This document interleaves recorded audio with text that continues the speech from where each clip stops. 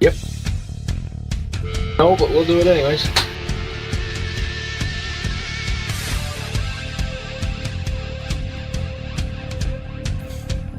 Good evening, ladies and gentlemen. Thank you for joining us this evening. It's Tuesday night, and of course, this is the High Voltage Racing League, and because it's Tuesday night, it's the Maverick Cup Series.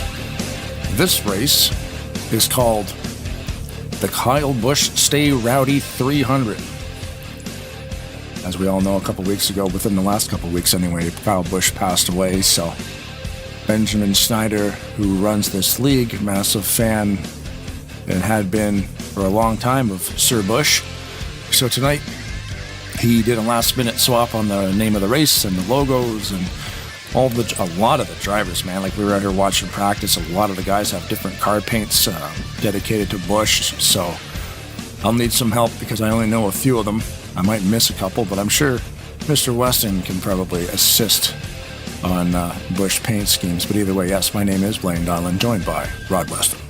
Yes, sir. Well, of course, there's the NOS Energy. There's the M&M's ones out there. There's the CarQuest ones out there. There's a lot of neat paint schemes, basically covering almost probably throughout his career some of the different cars that he had run. I don't know if I've seen any of the ones that he run, at Richard Childress Racing, but I wouldn't be surprised if somebody out there has that. But back getting into points as we always do. Josh Mercurio's still out front, but didn't have the greatest week last week. He's only 4 points ahead of Nick Gunther, 44 ahead of Pablo Vitor, 82 ahead of Jonathan Peavy, and RJ Bishop is going to round out the top 6, and he's 136 out. So Mercurio still got it, but not bad for only running 7 races out of the 8. So, and he's still the points leader. That's the thing. I was looking at that too, and I'm thinking, man, this guy has missed a race and still has the points lead. So look at the points right there. And they did have knockout qualifying, which is kind of cool. But I think there's a lot of drivers that we haven't seen for a while, and a couple of new ones that we have here tonight. Jovan Anderson's going to end up probably taking the pole right now. He's set the fastest lap they're qualifying right now. We don't normally see Jovan over here very often, but he is a wicked racer. So I imagine he's probably going to be the one to beat, and he is in one of the Kyle Busch interstate battery cars. So like I said, there's all kinds of different paint schemes tonight. How many? Because I knew Busch as the number 18, and then I know he recently switched to the 8 within the last 4 years or so. Did he ever have any other numbers in the Cup Series? Yeah, he started out in driving for Richard Childress? Rick Hendrick. Oh, Hendrick, yep. And the number 5. So, right. The Kellogg's car. Yep. Well, the Kellogg's car, had the CarQuest car, had a few different paint schemes over there. But yeah, they raced there. And then, of course, when you go into the Xfinity Series, he's driven the 18, the 51, the 80, the 54. There's quite a few different probably numbers that I'm missing out of that. Then you get into the trucks, man. He's driven a lot of different numbers in the trucks. Oh, okay. Yeah, that's why it was easier to be on the Cup Series. We do have some of the paint schemes out there tonight. Roughly, some of them are from the early 2000s. So like Jovan Anderson's driving the, kind of the late 20s interstate battery car. There's a Cheez-Its car. Oh gosh, there's Combo's car. Doublemint, I forgot about that. That's Jack Merkel driving a Doublemint car. The CarQuest car driven by Michael Norman. Yeah, let's take a look, see if we can find some of these guys out here. So you were saying Merkel is in... He's in the Doublemint. Right now, they're just getting done with qualifying. Well, they're in happy hour, but yeah, he's not on the track. Oh yeah, Hughes is running an M&M's. Yeah. There's a bunch of the M&M's ones. There's about 2 or 3 different M&M's cars. There's CarQuest, yeah. If you look at Anthony McCurry is driving basically his CarQuest scheme. Yep. The earlier CarQuest scheme. I think Michael Norman has a kind of a different one of those. Okay, Norman's not on the track either. Yeah, it's neat to see like how these guys can take the scheme, change it up a bit. Obviously, they need to have their own number on it. Yeah. But it's, you know, like Keith Hughes has the M&Ms there. One's got a yellow M&M's car, one's got a green M&M's car. You know, one of them out there has got a Snickers car that's Carol. Carol has the Snickers car.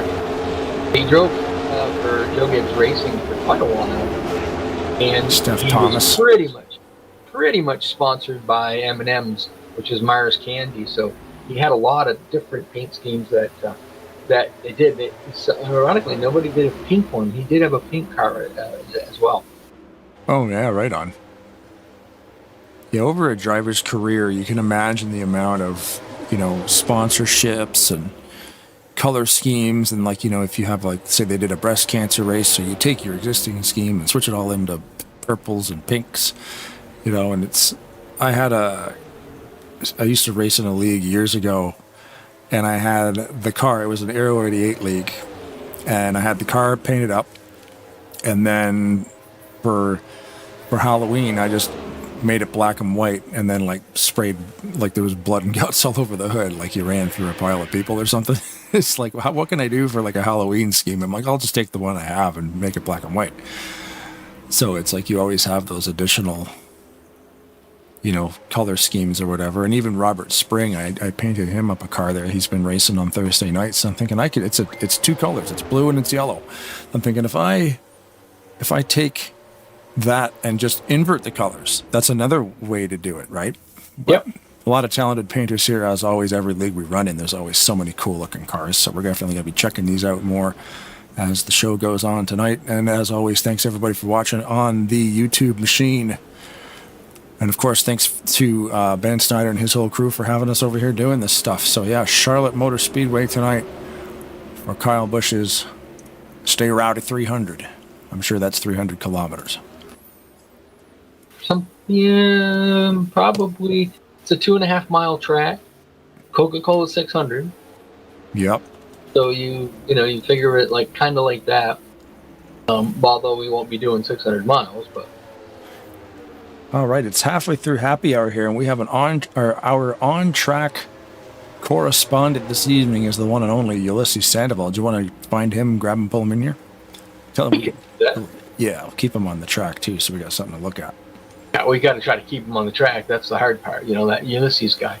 Yeah. And Ulysses Puppy Sandoval, you got Rod and Blaine in the booth. Live in the booth, you got a copy. What's up, you guys? We are at North Carolina tonight, the same place I was this weekend.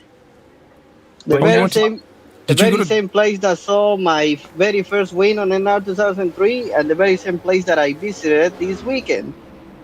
Or well, last weekend, or Sunday. Let's call it Sunday. And right Saturday. Were you not at Dover as well?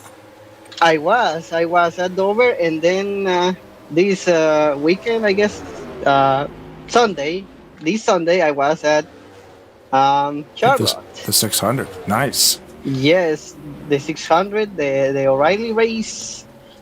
And, well, I wasn't at the truck race because on Friday I was driving to Tennessee because I visited Bristol Motor Speedway. So wow. I had quite the weekend there. The only time of the year that I visit a NASCAR track that is in, the local ones, like Dover, which is the closest track to my house. This time I actually drove like 7 hours.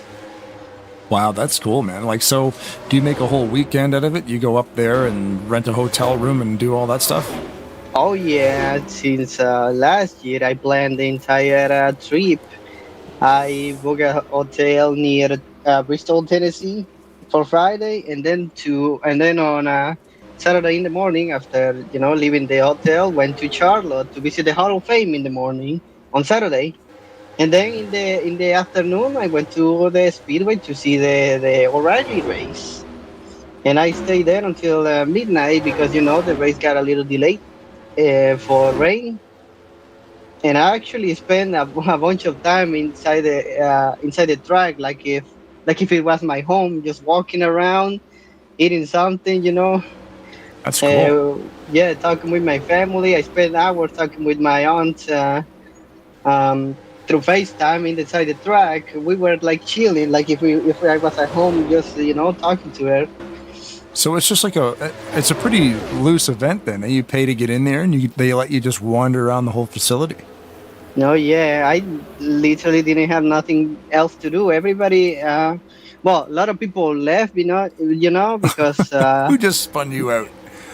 that's Matt, Matt the nuke McIntyre. of. Yeah, I call him the nuke of NR. He's gonna explode. So at Charlotte, so since the race got delayed because of rain, and I had nowhere else to do, right? Because some people just go home to sleep because they had something to do on Sunday, I guess, or they just want to beat the traffic. I just stay there. They actually let me get out of the track, and so I could get to my car and get some. I actually changed clothes from the beginning of the race. At the end, I have different clothes on. So they let Wow. me get out, and I actually spend. I also spend time buying diecast in the tents that are outside the track. Oh man, you're going full bore, and you came prepared. You had a spare change of clothes, so that's a good call. Yeah, I came prepared. I came with money and came back home broke, but Exactly. it was all That's worth the point. Don't like Yeah. I don't even like baseball, but we've gone to baseball games like the Toronto Blue Jays, and it's just like when you go, it's so cool live. Don't look at the price. Just buy just buy the stuff because you're not going to be anywhere back there anytime soon probably. So it's like, you know what? Let's just do it. It's only Yeah, money. that's That's what why I we have do. jobs. Yeah, that's what I think. At Dover, I was like, it really I was really like thinking so much about. I mean, should I spend that much on diecast? I mean, Yeah. I can maybe buy online, but I'm already there. I can just get it, and I don't have to pay shipments. I got let's do it. Yeah. You got Cause to just do it. yeah, because I gotta wait next year for the next Dover race. I gotta wait next year for the next Charlotte race. So it's once in a year. And this was the only weekend I spent more than one day outside my home. Because last year I spent also the same Memorial Day weekend on Indianapolis, and this time I spent it in Charlotte. Oh right, yeah, you Now, were at the Indianapolis 500. I forgot about that. yes, and also on Sunday I was at the Lionel store on the Concord Mall next to Charlotte. That's where I spent the morning on Sunday, and before I went to the race. And then coming back home, you are reminded that how boring your life is. Yeah. Sometimes it's fun to be a little bit boring, but that sounds like an awesome weekend, dude. Glad you had fun. Yes, I'm gonna remember that weekend is gonna have a special place on my mind and on my memories. And I also recorded not only being inside the track but also the trip going from Baltimore to Bristol, then to Bristol to Charlotte, and back and forth, then going home. Oh, cool. Yeah, and once you get home, it's time to work. I literally got home. I went to sleep just to work today at 6 in the morning, and now There you I came go. back to race again. It's all back to normal. Well, I'm back to Charlotte, right technically right now on NR.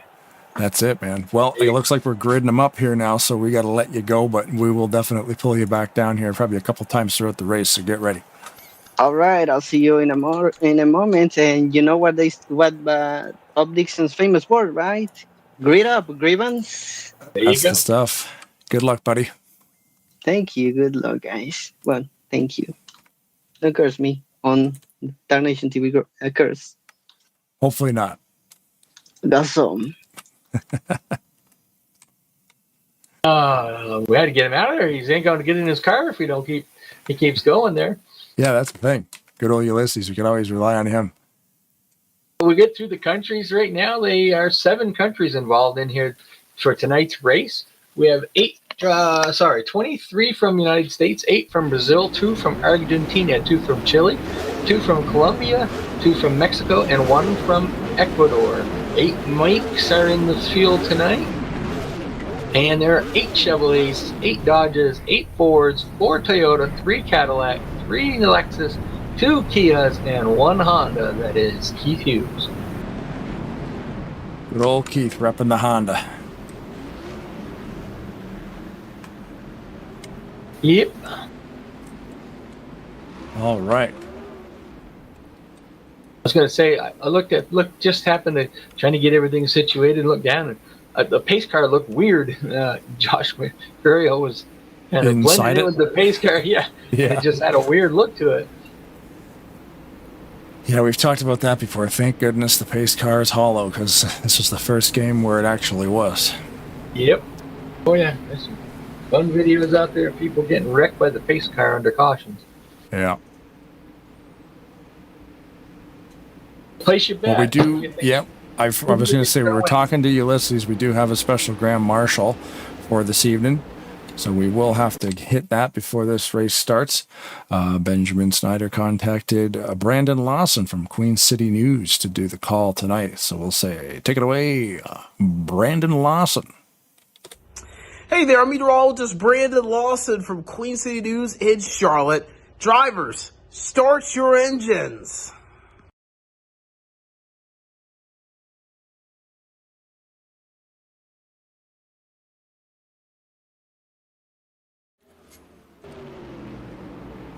Alrighty. There we go. Thank you, Mr. Lawson. And we will have a silent lap number 8. Ooh, Cody Lamas just got loose, but a good save there on the exit of turn 4. How does Diego Bermudez have a black flag? Oh, I guess maybe passing on the left. Yeah, okay. That'll be cleared. Diego is all fine. Restart, the double file restart. The only way the game knows a double file restart is that lap cars are on the inside. That's the way they did it back then. So a lot of these leagues like to do the double file restart, and so by doing the double file, they have to clear black flags, because if the inside line doesn't quite go and someone on the outside line passes or inside line passes too, they'll get a black flag and then you have to clear them. Yeah, that's why, when you run a league, especially a league of this magnitude, like Benjamin's, there's a lot of people in here. I think our points list was up over 60 drivers have participated here at Maverick's Cup Series on Tuesdays. Just in this season alone, and we're only into race number 8 or 9. This would be race 9, right? Yes. 87 drivers. How many? 87 drivers have participated in at least one race. Wow. Yep, so he needs to have a whole boatload of cronies beside him to handle that stuff. Keith Hughes and all those guys to help clear those flags and do all that stuff, because you can't do it by yourself. It's impossible. You need a good crew of administrators next to you. So yellow flag is up. It is not impossible. Remember the league I told you about? Yep, because I think that's... There was one that would clear the black flags, but they had a kid that had a program that he could literally hit a button and just start hollering numbers off, and it clears black flags. Just like it would recognize your voice. Yep. Cool. I need to clear black flags. It's like, okay, who do you want to clear? 7, 15, 55, 101, and it'll do it all. Kind of missed it there. Jovan Anderson had led the first 3 laps, but Josh Mercurio was able to get by him and lead a lap this time by. Keep an eye on Jovan Anderson. Anderson is a pretty good little shoe. Chances are pretty good. I know Josh Mercurio is a good driver as well, but Jovan Anderson will be one of them guys that you'll be fighting with tonight for the win. Well, Bermudez, there was a checkup in the corner a little bit there, and you saw the 77 of Matt McIntyre get into him. That was the reason for the caution. Back live here. Probably going to need to come down pit road there. Focus on the 42 of Diego Bermudez. Is going to need to get some repairs. Yeah, this track is a kind of a draft sensitive kind of track, but you still, as long as it isn't damaged too bad in the front, you should be able to at least be able to get in a draft with somebody and stay up with the field. The detail on this track is wild. I love all the stuff on the infield. This makes the, it really helps make the broadcast look pretty awesome. And then these pit boxes that I got from, I think it was from Smithstead, I think these double stacked pit boxes, which don't require repainting, which is a brilliant design idea. Wow, that's cool. It just takes the existing pit box that you already painted and then just uses that template to fill in new stuff. So an extra pit sign, an extra set of people on top there, and the colors and stuff is a neat design. So like if you have that mod installed or you don't, it'll always look cool. When I first saw that, I'm like, oh man, I'm gonna have to repaint all the war wagons, but you don't have to. Josh Mercurio, Joe Van Anderson, Anthony McCreary. Let's see, Alonso and Rodrigo, and another green M&M's car. Michael Norman, Nick Gunther, they all stayed out. I don't think anybody pitted. You have to go way back to Jack Merkel is the first car that pitted, or the first car coming out of the pits. So quite a few of the guys decided, it's not that many laps in there. They're going to just stay out for now, try to stay where the track is going to be hopefully a little clearer. So the pace car will peel off, and this will begin lap number 8. So we will go silent for lap number 8 in memoriam. Let's just say in remembrance. I should say words I know how to pronounce. To remember Kyle Busch. There you go. So we'll shut our mics off, and we'll get back to you in a lap.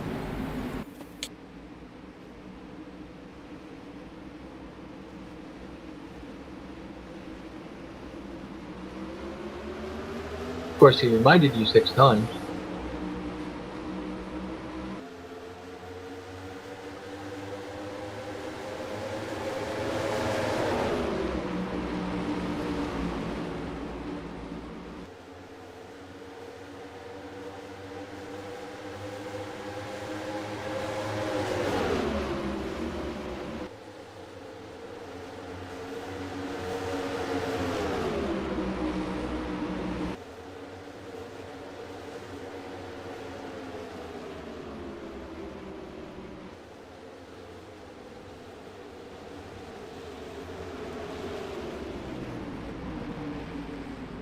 That's why it's not working. There we go. Oh, we're back under caution again. Yeah, we got our silent lap in, but unfortunately yellow came back out again, so we will rewind that and see what happened. We were focused on the front pack. I didn't forget about the silent lap. Nice. I'm known for forgetting stuff. Well, when you got 500 things going on, sometimes it takes you do that. That's the thing. Sometimes I think, why did I make the broadcast so elaborate? I should have maybe just made it simple. But that's what I think. Like we tried to, the other broadcasters in the community are amazing. But I looked at the visual stuff and was like, I could probably do some more things. Even just adding these logos that you're looking at now. It's takes some time to get it all there, but I think it sets it apart a little bit. Trying to find the moment of caution. Now I need to find who's spinning. You haven't got into the shading and stuff that you were talking about doing, but I mean, the new computer is really making it look awesome out there. The reshade, yeah. See, the thing with reshade is, for those of you who don't know what reshade is, you can use it on any game. It runs over top of a 3D program like any game, and you can run filters on it. And people put their oh wow, Mike Carroll around in that Snickers mobile, probably a Kyle tribute. It is. That's cool. But so yeah, reshade will sit on a game, and you can add stuff to it, and it manipulates the 3D renderings and all this kind of funky stuff. And the things that people have done with NASCAR Racing 2003 season is absolutely phenomenal. It's like one guy online, his name's like F1 Danza. and he's a NASCAR 2003 genius with reshade. Now, the new computer I'm running can definitely run those settings because you need some pretty serious horsepower to do it. The problem with it was I found that leaving DirectX 8 on here, it retains all the shadows that come off the fences and the walls and stuff. Yep. Where when you upgrade it to DirectX 9 so that reshade can work, all that goes away. And I'm like, well, what do I want though? I think it was kind of like, you know, I'd rather keep it stock because then I'm not running another program that has another chance to fail. But when you do the in cars going down the straightaway and you can see the light poles and the fences and the different stuff inside the car, I mean, I always kept that on, and because I run cockpit, all but Talladega and Daytona, and just to me, it's kind of cool seeing that. So yeah, you want to keep that in there, especially when you do your in cars. Yeah, right there you can see we're on board right now with Garcia, and you see some of the shadows coming and going through the cockpit sometimes. I didn't know that was a thing, was tied to DirectX 8. On board now with Mercurio. He's trying to shut down pit road. Rio was going to get a really good jump there on the start. And Anderson kind of falling asleep on that one. Might get overtaken. Yellow is out again? Probably somebody spun the tires. But yeah, I might try some reshade stuff. I might even install a second instance of NASCAR Racing 2003 and play with it. That way I have both, because if I break something, at least I can always go back to this one, which I know works. Yep. It would be cool to get some of those things on there, because, like, man, I find too sometimes the reshade presets these guys are offering, they look phenomenal. They almost look like they're from a current game, but they're also still photos. So some guys offer the preset for taking pictures, and then there's the one that would look good while racing, because some of the ones that are kind of built for taking pictures, when you actually watch it in motion, it's just a blurry mess. So I understand, not all presets work the same either. So Mercurio headed to the pits from the lead. Jonathan Anderson's going to stay out. Going to take a few other guys with him. Kind of looks like, I think, he's trying to find the other car. Tate Dorsey trying to find the other car that came down with him, and had trouble doing it. There's so many cars on the track. Brown, the 68, Brown.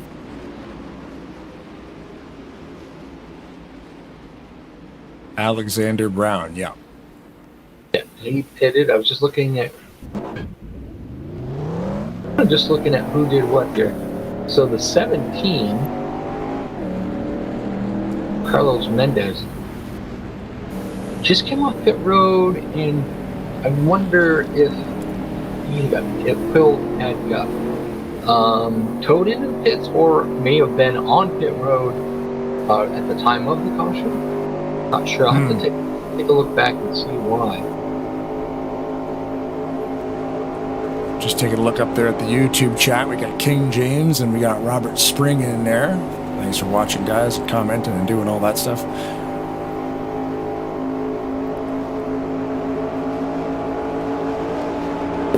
He was involved in the incident, and kind of looks like he did it pitted. I don't know. Maybe he's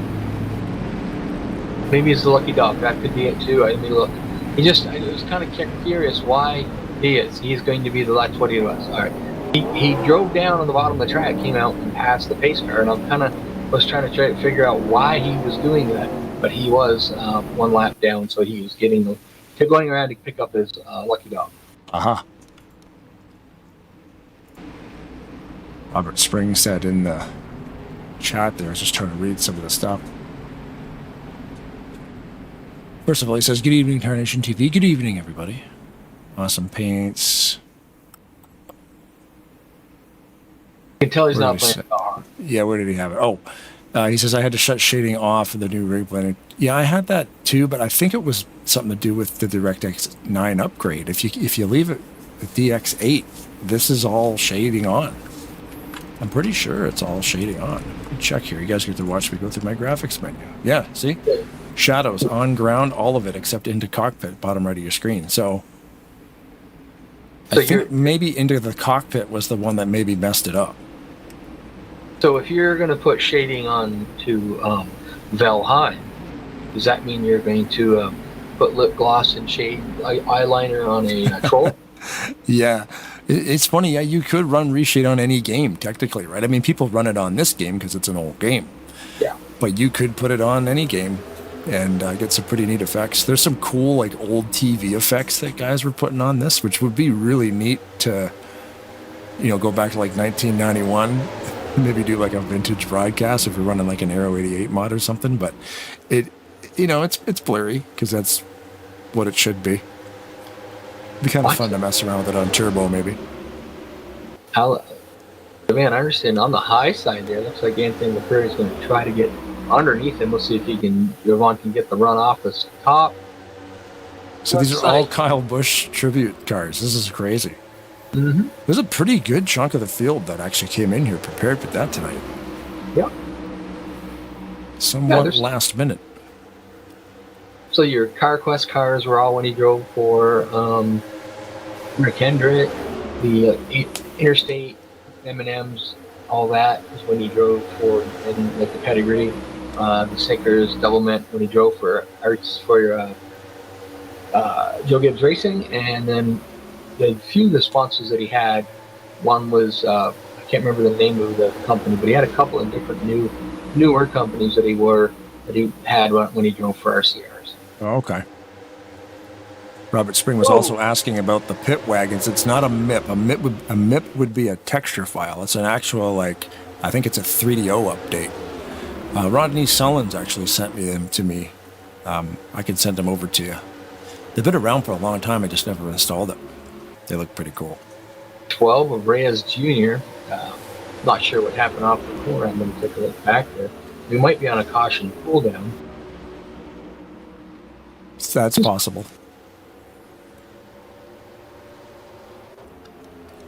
I see him come around on the corner.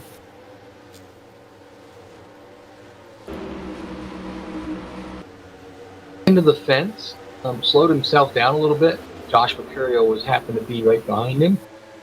When he hit the fence, and anybody that's raced this game knows, you hit the fence, it just slows you right down.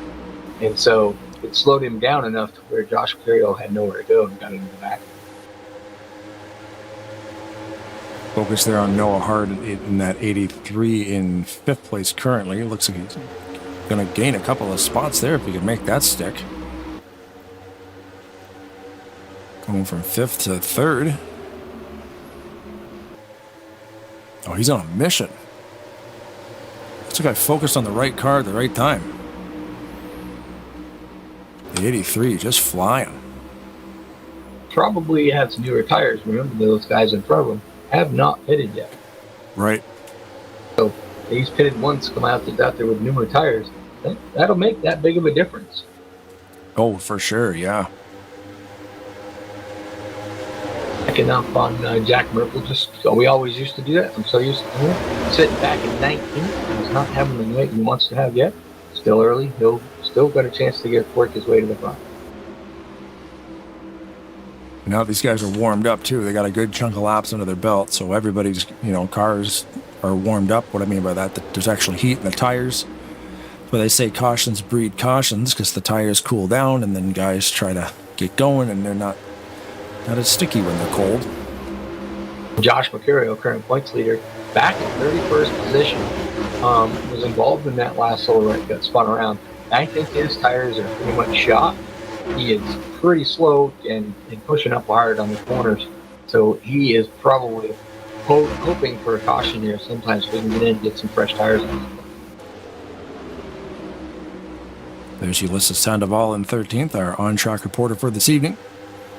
Currently running in 13th.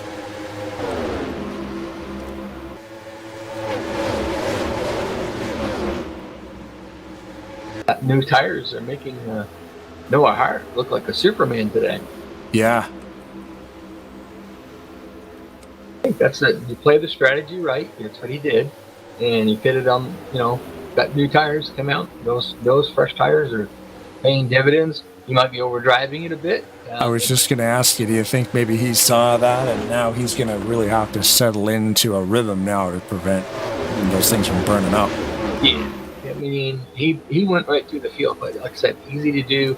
Everybody else hadn't pitted yet, so he had the fresher tires. Let's see, Keith Hughes is pitted as well. So he is worked his way up into the second position. See, it's neat, like, a little bit of track position under yellow, we'll take, some tires. You're not going to lose that much. And now we get a long run. Like you say, those guys are fading. These guys got the rubber, so. But if we go to green flag pit stops, then you get Jovan Anderson, let's see how it's here, Allison Rodrigo, Michael Norman, a few of the drivers that has not pitted yet, and they go down and pit, they'll come out, and then, like how many laps later, 20, 25 laps later, everybody else will come in and pit. It'll cycle out pretty good. The guys that got out there early with those fresh tires. As we see Josh Mercurio going his lap down, like I said, he was involved in that spin. I'm pretty sure he cooked them tires, and he's just hanging on out there. I remember a version of this track having those bright yellow Nextel colored walls. It did. Oh, yeah, somebody just got clobbered. That'll bring out a yellow. Yep.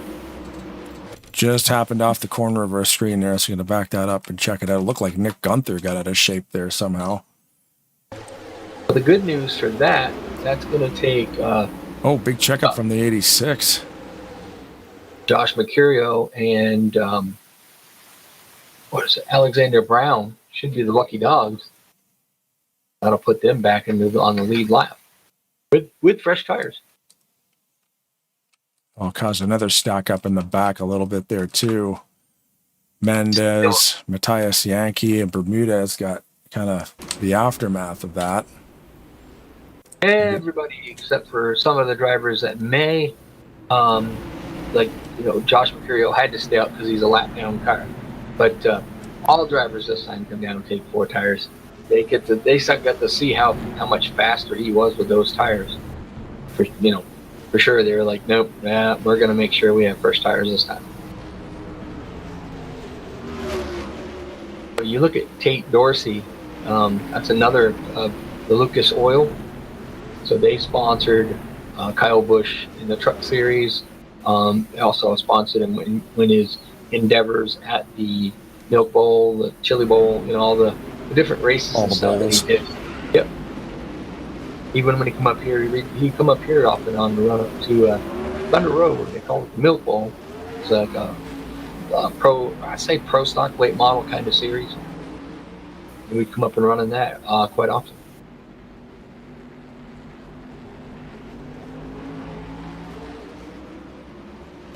Do you want to grab Ulysses and see what he's up to? Sure, why not? In race reporter, Sir Sandoval. This is Puppy Sandoval. You can ride and play in the booth. Are you having fun out there, my friend? Woohoo! We're just spending the night in North Carolina. You having fun out there, or as far as staying out of trouble? Oh yeah, it is fun when you don't get wrecked. It will stop being funny after I get wrecked, for sure. But man, what an eventful night, don't you think? Very much so. Yeah, right now I'm hoping for a long green flag run so we can, have so we can all have our own strategy. There's a lot of people with different strategy right now on tires, on fuel, and all that stuff. So I'm very, curious, interested on how this is gonna play out. You picked this last time by, or? No, I just put it first time by. Right now I need a track decision. Yeah. Because everybody will be at the same tire strategy, and just having a single lap extra fuel is not gonna help me at all. I'm gonna lose. I think right now track position is key. Yeah, good tires. We saw Noah. Yep. Noah. Yeah. So if everything stays green, well, the strategy right now is saving tires. The track is very, what do you call it, abrasive. So you gotta save, unless we have another yellow. Absolutely. All right. Well, we wanted to see how you were doing out there. So good luck. Keep the. Wish me good luck and please don't curse me with the All right. curse. All right, buddy. Cross your fingers. Thank you. Right along with Ulysses now on this restart at the beginning of lap number 31. Love that. Don't curse me.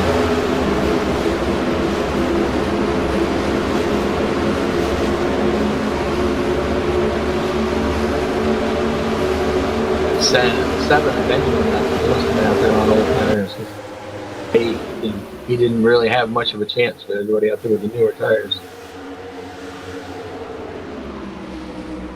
Who was that? Sorry? And Benjamin. Oh. Yeah, an update too on the accident situation. Mike Carroll was retired about 15, 16 laps ago, and then just recently off that the cause for that last caution, it looks like Bryce Ballard and Michael Norman were forced to retire to engine damage.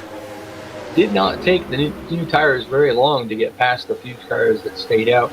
Keith Hughes is out there up front in the old M&M's Honda.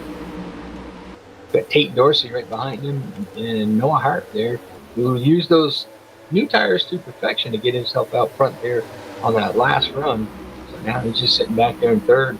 I think, if you stay right there, use his head, conserve a little bit, let the guys in front of him, burn their stuff up.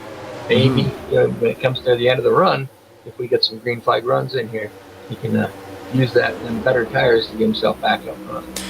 Yeah, and it's a long race, 125 laps. There's no reason to, fight for. I mean, you want to be up front, so you're in front of any incidents that might occur. But once you're kind of sitting in that top 10, you, like you said, you just get content and just pick away at it. Once everybody gets warmed up and we get rolling here. Tate Dorsey looking underneath Hughes might not want to listen to what I just said and go for a lead, but then again. Dorsey has not led any laps, so yeah, that would be good for him to get out there, maybe. See if he can pick a few of them up. He needs to, you got to get the points to get himself up there further to the point. Get out there, lead some laps, that'll help you out a lot. Yeah. And Mercurio, our points leader overall so far, currently rolling in 18th position. Still on the lead lap. That caution saved him, got him back on the lead lap, so now he's just got to methodically work his way towards the front and make sure that Nick Gunther doesn't get too much on him. And at Tate Dorsey, he is back there in the 9th position in points, so he's got a ways to go. But long season, so he's just got to keep running like he's running right now, and he'll get himself up there. Yeah, and these guys don't do any kind of playoff setup. They just run points right to the last lap, last race. So, guys can end up clinching a couple weeks before, or it could come right down to that last race. It's always, I'm always a big fan of that. Old school points. I never liked the way they did it, where you had, one race determined. One race determined who was the champion out of 4 drivers. You think about it, if you did that with Kevin Harvick was pretty darn good at Phoenix, so if you're going to have your championship at Phoenix all the time, you know what I mean, and he's in it, there's a pretty good chance he's going to win it. Right. Yeah, where it ends up coming down to a single race knockout. And the guy dominates at that last track. Yeah, they're doing it a little different this year. I haven't really looked into it 100%, but I think they're going back to, there's only going to be 16 drivers, and they'll get more points once they get to that determining point, and then them 16 drivers will just do a points race from that point on. I believe that's the way. Yeah, there's no knockout, but they're kind of how Primetime Racing League does it here on the sim. Once they get to the playoffs, the top 10 get like an extra 500 points, and then they just keep tracking points from there. The extra the extra 500 points prevents anybody outside of that realm from getting into that pack. So that's a cool way to do it too, because then you don't get knocked out, but you also are only racing that top 16 or top 10. I think it's 16 in real life, I believe NASCAR's doing. But yeah, that's kind of a neat way to do it. Yeah, and I think that's a better way to do it too, because you're not having a driver that can go to one track, get a win, and then they're locked in. But now they don't really have to do much until they get to the next round. They don't get another win. It forces you to stay consistent. Like you will end up being consistent.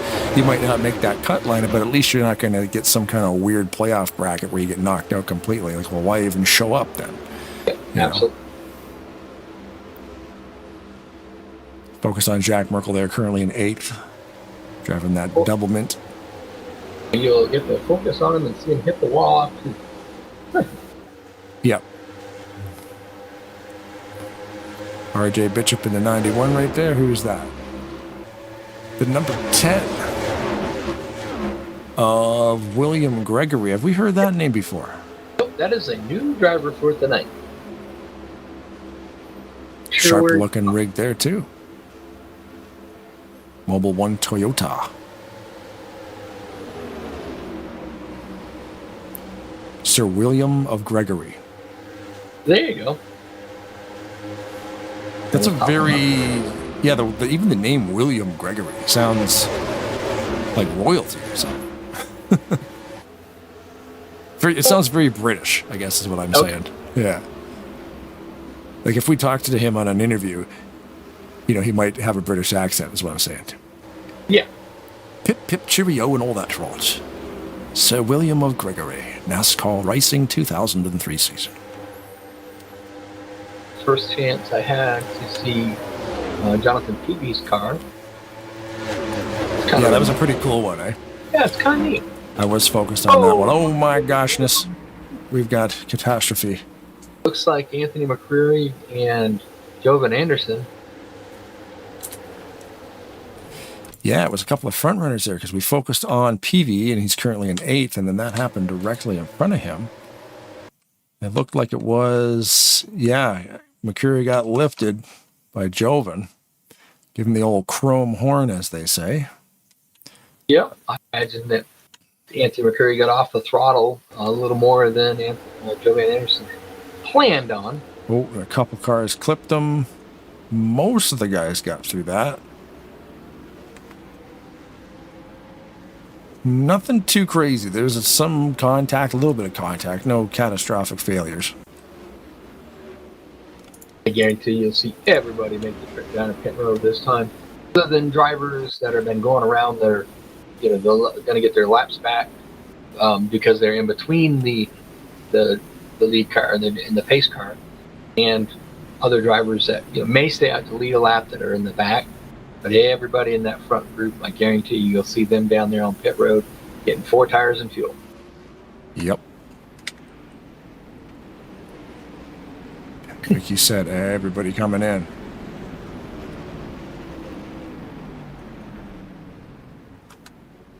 Merkel having trouble getting in there. Pit road's going to be a busy place. This is where all the business transactions are made. And still a huge fan of how NASCAR Racing 2003 season, the car never goes, hollow like it does in iRacing when you're on pit road. Yeah. There's always collisions, no matter where you are on the track in this sim. Love it for that. I like always that. In control of the throttle and the steering, and you can always collide with other cars. It really is the most realistic. Yeah. First time I ever went on iRacing, and we did the street stock sim. I did that and come out and went on a pit road, and somebody drove right through me, and I'm like, whoa, what the, it just surprised me. Not used to it, And that's cool if that's an option, especially when you're in a public server. Maybe it's kind of nice, but in a racing league environment, can you change that? Can you get in an iRacing server and actually have collisions? That I don't know. It seems like a strange thing to me. Where you can just ignore everybody, aim straight for your pit, no consequences, Having some ruckus on pit road makes it cool, I think. I mean, I'm sure it's super annoying to some of the drivers getting spun out on. But hey, it would happen. My car's here, your car's there, and if they touch each other, they should react, you know? Yep. I haven't played iRacing in years. I haven't either. Done it before, but I did. I played it for a year or two, and then just came back to this. looks like RJ Bishop has got a speeding penalty. Black flag also to Miguel Espinosa. In the 27 car. Oh, he was driving for Mark. Yes. Substituting for Mark, who got a week's vacation from racing. Post-race analyzed that last week, I guess, and Mark Snyder needed to be penalized, I guess, right? Is that how that works? Too many incidents or something like that? Something happened and these cars making the trip down pit road. Keith Hughes found point. Kate Dorsey on the outside. Noah Hart in third. And William Gregory, the new guy, up there in fourth on the outside. That's pretty good. New to this league, obviously. You can tell by the way he's driving and where he is. He's definitely not new to the sim. You wouldn't be in the top 10 if this was your first day in NASCAR 2003 season. You never know. There's prodigies out there. That is true. Tate Dorsey has led a lap, but he's all Yellow over the flag is out again. I just saw that cone pop up.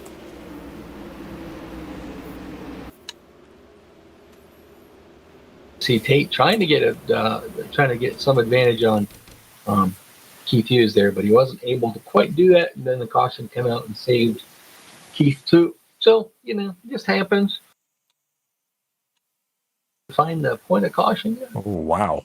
Yeah, Ulysses there got clobbered. Oh man! So did the. Oh, who's the 18? I can't remember the numbers. There's a 718 and the 18. Lucas Kennedy is in one of them, 18. And Leo Gusto is in the 718. Oh, gotcha. Okay. Both of them were involved. It was Leon, yeah. He went for a ride. He had nowhere to go with the 91 and bend. Oh, wow. A lot of tore up cars there.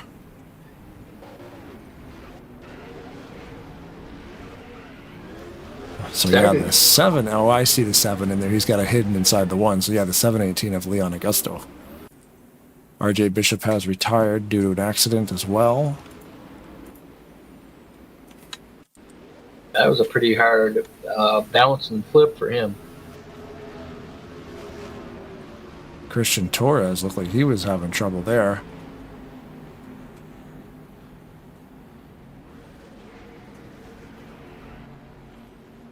He was sitting still at the mouth of pit road there.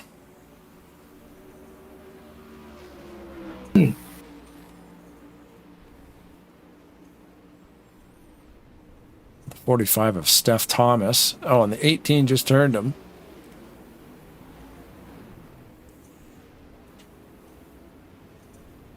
Under caution? Oh, it was an incident on pit road. No, just live on pit road right now. The 45 of Steph Thomas is trying to get in his box. But the 18 of Lucas, I think it was Lucas Kennedy, was the pit stall behind him and got into him, turned him around when he was about set to go for service, and then he had to do it all over again. A couple more cars coming down there. That's hard when that happens, when you get turned sometimes. We did the like I said, did the All-Star race last Wednesday, and we did the 3-lap qualifying deal at Dover, and a couple of drivers struggled a little bit and overshot their pits. Yeah, It's a tough one, man. You got to hit those marks. Oh yeah. Especially on pit road. That's the money. They say in golf, right? Drive for show, putt for dough. Yeah. You got to get in and out of the pits clean. Otherwise, you're losing some valuable track space. We've seen here, being up front, if everybody's out there on equal tires, it's kind of hard to travel forward.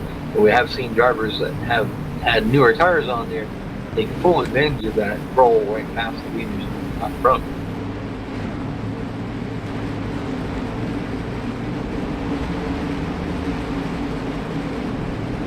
Now, Keith Hughes is playing with the pace car.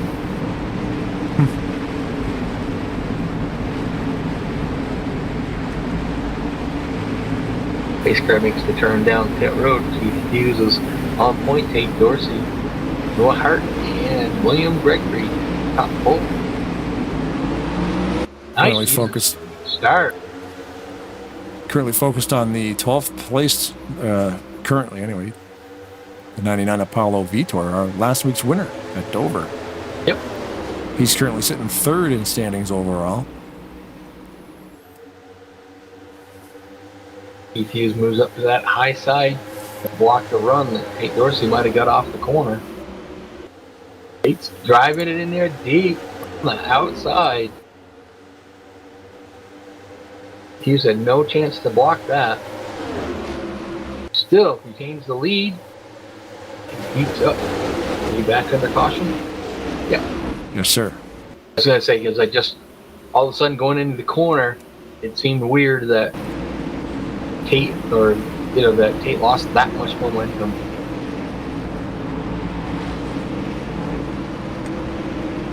It's kind of neat how they've got the Chul's cone on there. It's neat that they made it for it. I just wish somebody could figure out a way to put code in there so that it was usable. Yeah, it's more of just a verbal thing, right? On TeamSpeak, you got to choose by the cone, and then you got people watching to make sure they make the choice. I think it would be neat if somebody could figure out a way to make that work and do it the right way. Mm-hmm.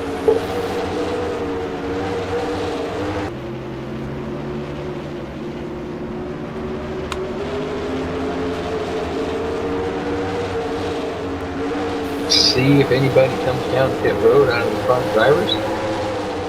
This is interesting. I didn't know you could beat number 0. Yeah, depends on. Remember, the server always would take either a number 1 or a number 0. Right. If you can also choose what number you want the server to be. Yeah, I'm just looking at Team Gladinos. It's Matthias Galdino. And I'm thinking, number 0. I haven't seen one of them in a while. That's cool. It depends. But remember, they have figured out a way over here to not have the server involved in it. So that wouldn't take a number. Right, exactly. Yeah, they host it themselves. They don't use the race league, the RLM arena. While we're focused on Galdino, he couldn't get out of his pit stall. Jorge Pachon was in his way. There's Udo Neves getting service. You missed his pit stop, though. He came in kind of hot. Fortunately, the car in front of him, I think it was the 68 of Brown, was leaving. He came in kind of hot and overshot his pit. Oh, okay. Into the back of Brown, who was already moving, so it didn't hurt him. Nice.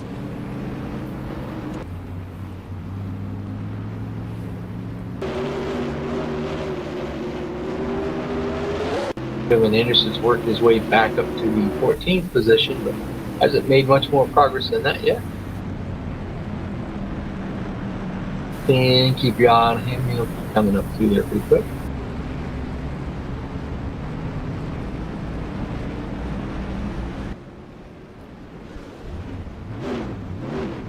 Josh McCurry, our current points leader, sitting in 8th place. Nick Gunther is just right behind him in the 9th place. That's keeping Josh McCurry, at bay.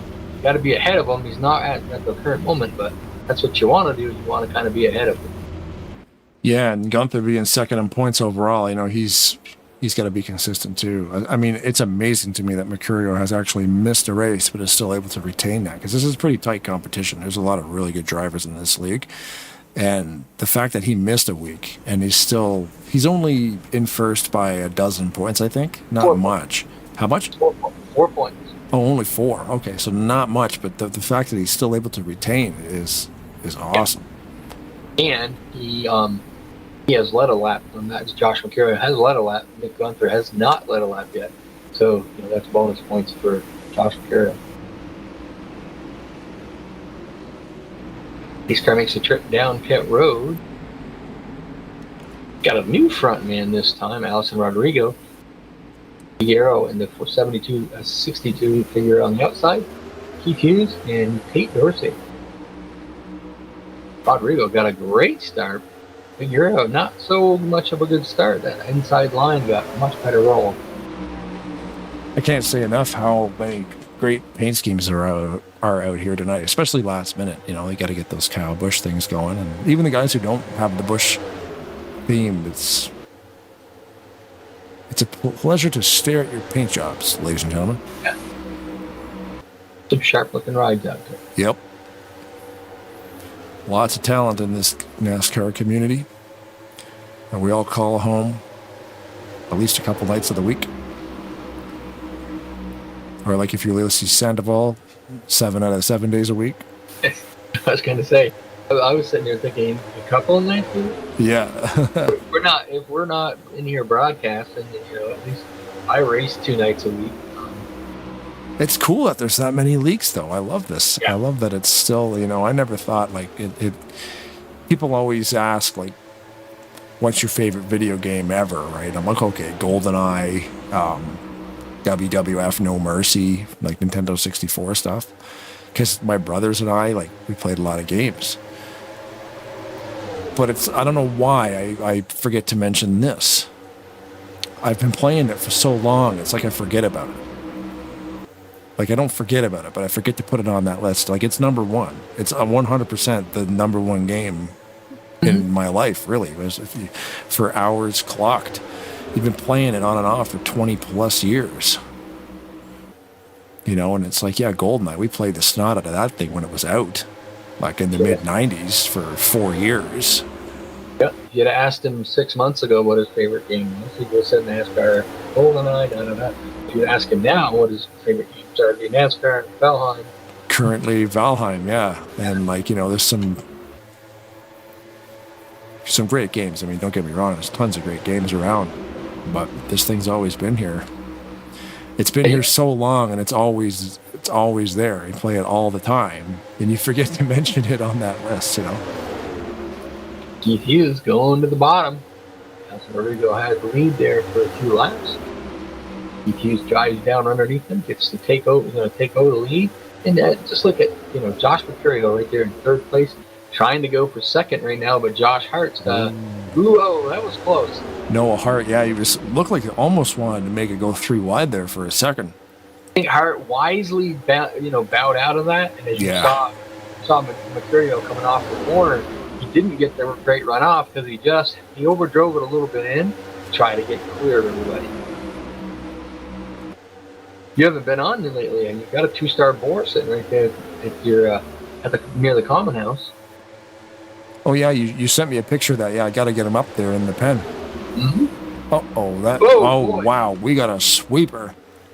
Oh man, Gregory. There is no more mosquitoes anywhere around there. He swatted them all. Wow, that was crazy.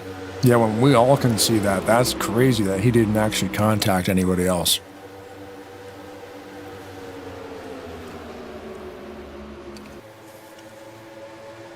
Usually the format of something like that happens, they ask you to pull over and let it go, but it was only, a temporary thing, so. Yeah, that's the first time I've seen that happen to him all race, so. Yep. Keith pulling ahead a little bit here. I think Allison Rodrigo just have a little bit of a glitch, but nothing, not nowhere near that bad. Just got a little side to side occasionally, but. Oh, PV underneath him. And PV on his way towards the front. That's for third. Mercurio up there too in second. Like, where'd he come from? Some trouble early on in the race. Yep. Jack Merkel's is right behind Ryan Rygo on that high side. He's making his number known to be up there, so he's coming. I mean, Jack Merkel's always there. We're about the halfway point. Not surprised at all to see Jack Merkel start to show up near the front. Yeah, he knows how to pace himself, that 24 doublemint right there. I think you would have to. I mean, with the amount of cautions we've had tonight, we've had 7 cautions already. They get down to some green flag runs. You'll see some of the guys that are maybe overdriving. They may have to start thinking about conserving a little bit. If you have 7 cautions in the first 60 laps, you haven't really had to do a complete run. So everybody kind of has a tendency to run a little bit harder. Mm-hmm. Settle down a little bit here. Maybe we'll start to see some green flag pit stops. You're going to start to see the drivers that have pushed too hard will start dropping back and hit early to get fresh tires on. Well, and that's the thing. We've had a couple of longer green flag runs, so yeah, we haven't gone a full pit cycle. Yep. So we're basically in our second or third one right now. What is the pit window? That's another question we should have asked Ulysses the Poppy Sandoval. Yeah, I looked it up in the garage. I think it was 66 laps on fuel. Okay. I don't remember whether they're running 2X or... That's 66 laps. The garage would give you the 1X result every time? Yeah. I believe so. So it sounds like a 32 then, or a 33. Could be. Because they run 2X. Sorry, I'm chewing. They're running a 2X, except at super speedways they run 1. So it's 2. Yeah. Yep, it should be around that. Merkel up to 4th. See Alexander Brown there. That red car is a lap down. So he cleared him. He is all race for the lead here. He is all over the back bumper of Keith Hughes. These guys are so good at just racing each other, holding your line, racing each other hard, clean. I did something kind of neat there. He kept them on that higher groove. Didn't allow him to run that middle groove, which that way high groove is going to be a little bit harder to get traction on. Right. So that's a good strategy. Now that he's down there and he's got to pinch the car down a little bit, he just can't get off the corner like he wants to. Gonna do it this time, I believe. But by them guys doing that, look right behind him, Jack Merkel now is, they were kind of running side by side. Draft is important here, holding him right up into where they were. Merkel taking a trip look at the high side there on Keith Hughes. Think it's going to work? I think so. I'm not 100% sure.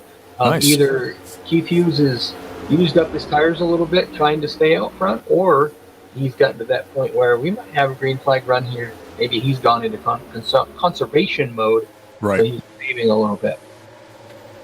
Yeah, you're not going to want to, you get into a situation like that where now you're going to have to race a guy. Just let him go and follow him. Oof, Gregory's back there doing the twitchy twitch again. Yeah, I saw that. There goes Jack. There goes Merkel. TV. Yep, to the lead right there, your new leader. That'll be his first lap led right there. Let's just give Merkel more bonus points. And Jovan Anderson, he's working his way back up there. Currently in the 6th spot. He'll be back up there shortly. Nate Dorsey in 5th. Josh Mercurio in 4th. Keith Hughes is relegated back down to the 3rd spot. Jonathan Peavy second, and Jack Merkel currently your leader. Most laps led so far tonight are done YTP. He's got 33 laps. Next one up to that is 12, so he played quite a few laps there. Yeah. Fastest lap of the night, Alexander Brown. 186.872 miles an hour. On board there with Brown currently being scored in 23rd position.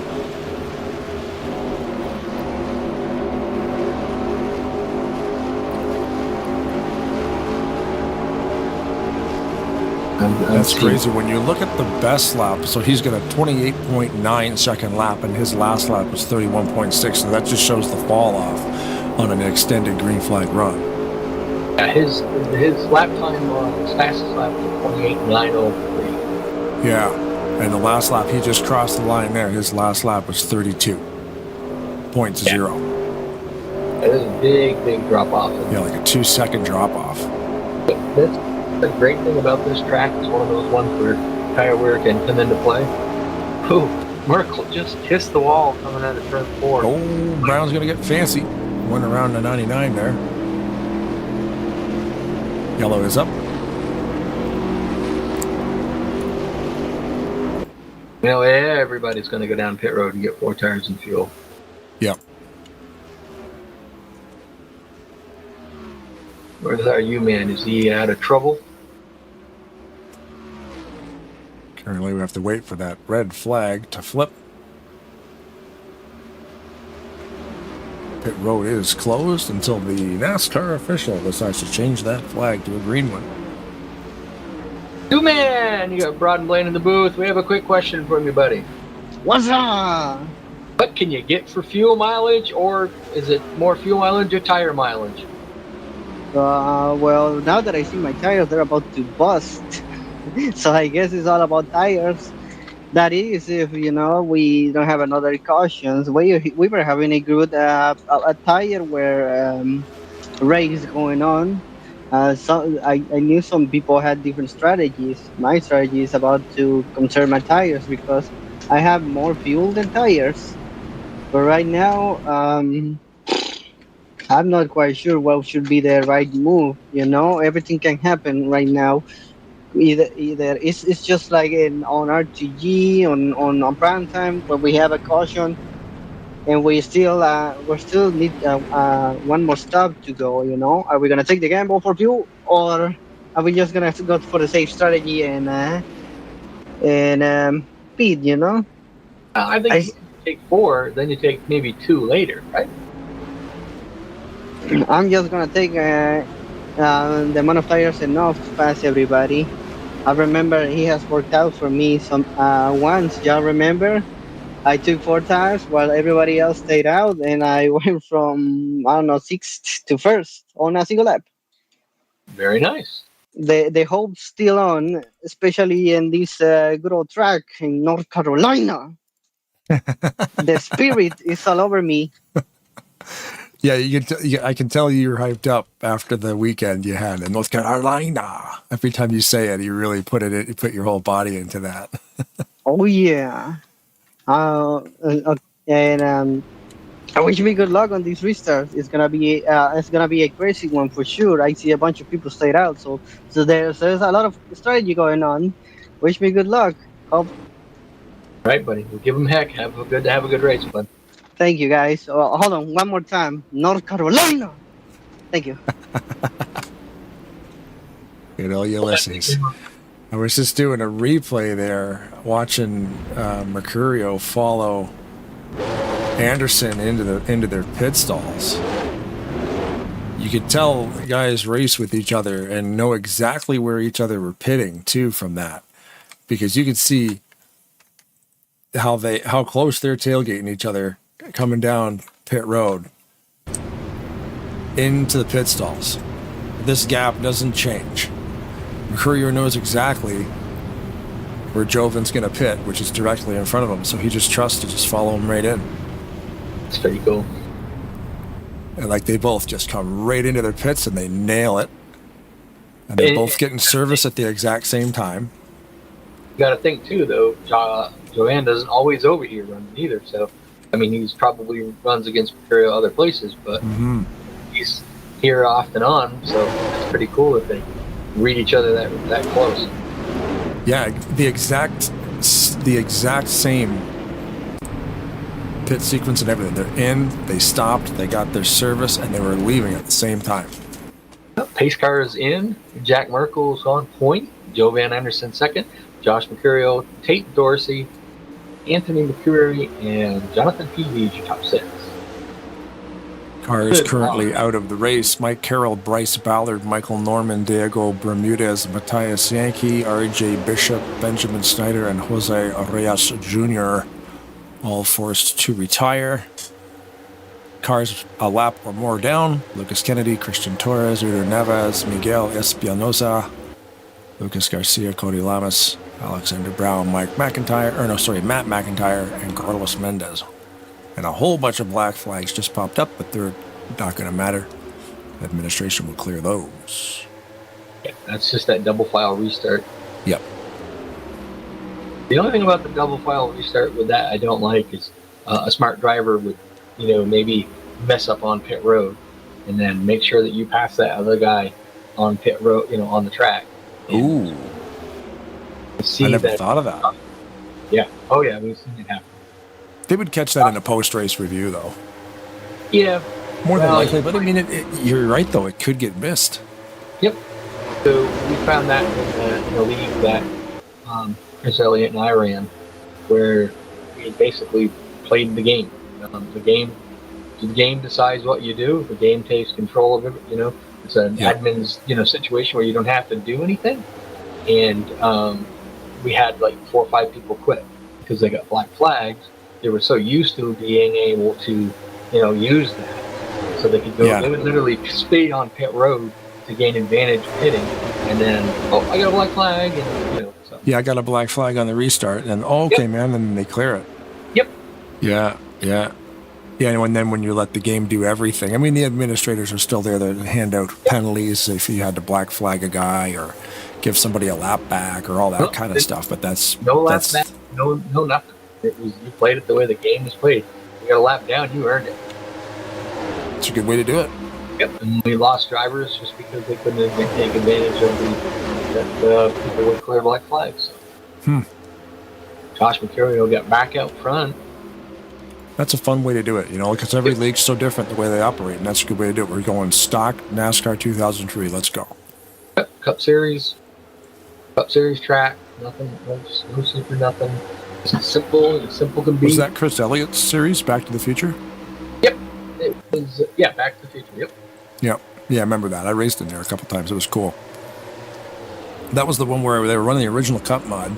Yep. So I'm like, okay, if we're running original mod, we're running stock rules, stock tracks.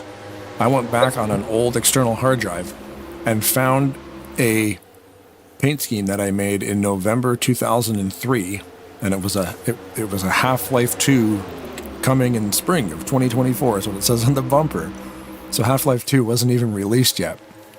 But that game I love the Half-Life stuff, so I painted a car, 6 months before that game was released and put it in on my NASCAR. So I didn't edit or nothing because it was a 72. And I always ran the 72. Yep.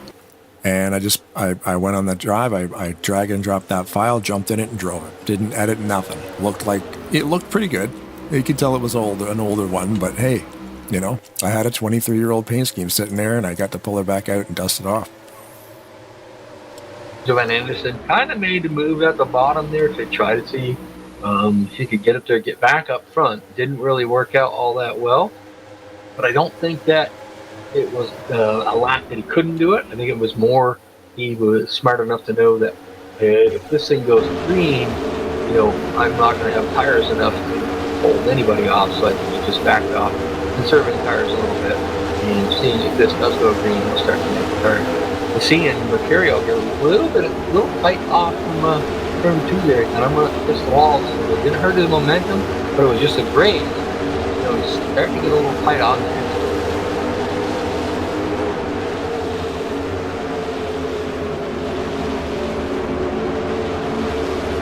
Got tinted windshield. Just happened to look over.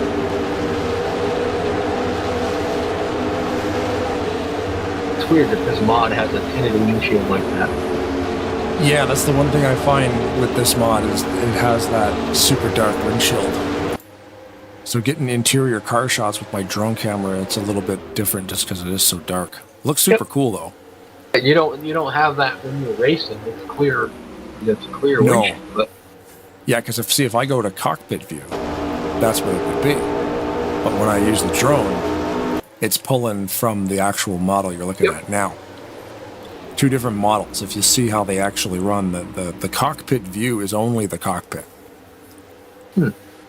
Yeah, like if you use, there's a little utility you can use called Cam Hack, where I have to use it in this mod. I think this is the one when the roof cam's weird. Yeah, see that roof cam's too steep for me. I have to adjust that. So when I'm racing in this mod, I use Cam Hack to adjust the perspective. And if you zoom it back enough, all you see is just the cockpit. There's no car. So when you're in actual cockpit mode, that's all that Papyrus designed, was just that interior that you see. The dashboard, the steering wheel, the live action gauges, and then like just the roof above your head, and that's it. The rest of it's all vacant space. Joanne Anderson has made the move off of into 3 and 4. Yep. Got past Kate Dorsey. Might have to see if I can get that can hack and get it so I can move back further with the triple monitors. Yeah, Cam Hack is basically like adjusting your seat. Yep, it's kind of what I need on mine. Yeah, that's all it is. It's like in iRacing, you can adjust your seat. That's all it is. You move your viewpoint back forward. You can adjust the point, the field of view. Yep. That might, you know what? That might help you if your triple monitor is set up to make it look less skewed. Yep. And if you go extreme on it, like I said, you'll actually find the limits of it where the model just disappears. Well, I know the cockpit model disappears, but you know, at the edges, you'll just be looking at the wall like, where's the car go? I'm like, well, you're supposed to be like in it. Yeah. But either way, it's handy. I've seen that with Josh Boyer did virtual reality with it. And he said, yes. We were asking how far you could see. It's like I get to a certain point and it's just black. Yeah, it's either just black or the cockpit disappears completely. So there's space that won't be drawn, but it's definitely worth messing with. And then there's keybinds on your keyboard that are, I can't remember what they are, but there's a README file with it. Currently, right now, Josh Boyer is still out front. Joanne Anderson second, Kate Dorsey third, Jonathan TV fourth, fifth is Jack Merkel. Sixth, I believe that is Noah Hart. Yeah. These guys are so smooth running at this front pack. So Van is just poking out there, making him a little nervous, making him look. You can keep him busy in the rear view mirror. Sometimes you'd catch me doing that to some people. Sometimes if I know I'm a little faster than they are, but they just they're trying their darndest. I'll actually move around back and forth on the straightaways to draw their focus into the mirror. Mm-hmm. So they'll kind of be looking at what I'm doing, and it worked out. Changing, like, what's he doing back there? But now they're thinking about something else. Yep. So what he did, tricky. He got him thinking about it. Josh Perrier stayed low, and Joe Van Anderson just rolled the high side and got by him. Your new leader right there. Pete Dorsey's going backwards a little bit. Jonathan Peavy's kind of coming up through, kind of following Joe Van Anderson through there. Jack Merkel just got past Pete Dorsey, and he's working his way towards the front to get up there and battle Joe Van Anderson up there. All these guys are running this top six. They're running pretty much nose to tail and been running really, really good all night. Yeah, after these things get wound up, everybody settles in. It's good racing. This is a good track. About 24 laps to go. You know they can make it on fuel, tires. Well, according to Pop. Yeah. But they're still gonna. I'm pretty sure they'll make it on tires. It's just who's gonna have the best tires when it comes down to it. Right. We might see some emergency right sides only. Or may see drivers, you take Josh Mercurio there. He was leading for a little bit up there. Speculating here, but he might possibly have raced, ran a little bit too hard, kind of burned that setup. And now I don't even know if he's out on the track. Who's that? Jack Merkel. He's there. It's showing him second place. Jack Merkel. Josh Mercurio. He's on pit road. Oh. 4 tires and fuel. I'm wondering if the rest of them can make it. So he's definitely going to be all right now. Yeah. This is interesting because now, if those guys are going to have to start babying those tires, trying to limp to the finish, Josh is going to be able to fly by. I mean, he has to catch them first, obviously. He's going to go a lap down almost. I would think pretty close to a lap down. Currently in 21st, it's showing him in.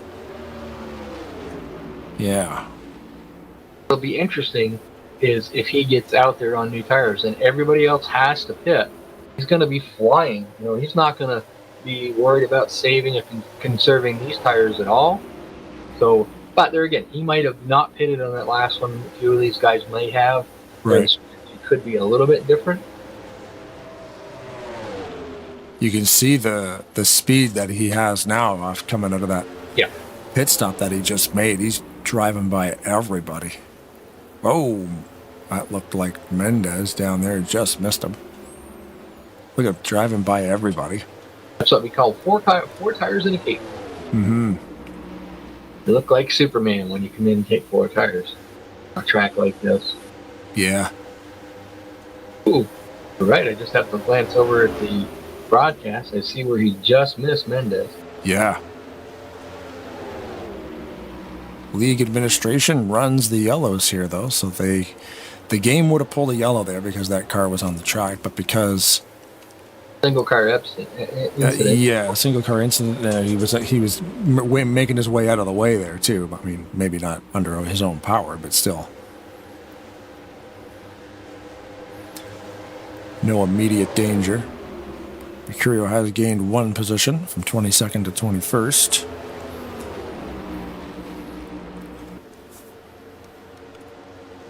Looks like Alan Austin of the plant and Matt McIntyre are going to pull down off the road. Okay. So it's questionable. I mean, we don't know. There's so many cars out here. Sometimes it's hard to keep track of who has pitted, who hasn't. Oh, when they did. Well, we know Ulysses has pitted 11 times. Yeah. And Jovan's pitted 4 times, so we have info like that. But yeah, when did they go last? We have to go back and check the replay. That's unfortunate. Untitled TV did not give us that information. That would be cool if it said, like, since last pit stop, and then it gave you a number. 7, 10, 25, how many laps since the last pit stop. That would be cool. So here we go. Here comes Jovan Anderson and Jack Merkel onto pit road. Now, Now the question is going to be, do they take 2 or? So I'm currently watching when they come down pit road. We talked to Ulysses Poppy Sandoval earlier, and he said tires were everything. They were more worried about finishing it with the tires than they were worried about fuel. Jovan Anderson overshot his pit. Looks like Merkel is taking 4 tires. Same with Jovan. He's taking 4. But you're going to see Merkel get out in front of him. Merkel's going to get him, yeah. He overshot his pit stop.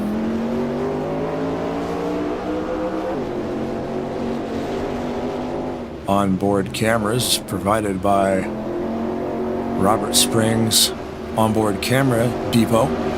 There you go.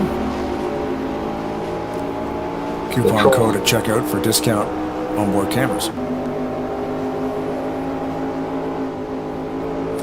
So Merkel here being slotted in the 13th spot last time he passed the line. So we're riding on board with him right now. We're going to see where he is now when he crosses the line. It's going to put him in 14th. And Anderson went all the way back. 16. Lost the positions there, just that overshot on the pit. Kind of hurt him.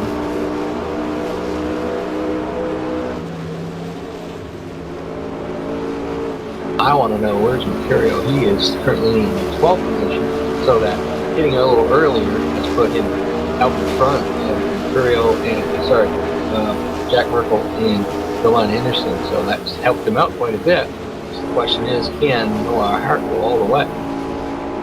And I wonder, Mercurio having like a 4 or 5 lap head start on tires, is that amount of fall off going to be an issue for holding off guys like Merkel? May? It literally just depends on, how far out from them he got. Mm-hmm. So Merkel's back on the lead lap, so that's going to be a big plus for him. Mercurio's back on the lead lap. Jack Mercurio is getting his lap back right now as we speak. Or should have cautioned him, and they don't get it. It could make a really big difference. In the last 3 laps or so, Merkel's gained about 6 spots. He's up to 9th now. Lohart's got to go 10 more laps.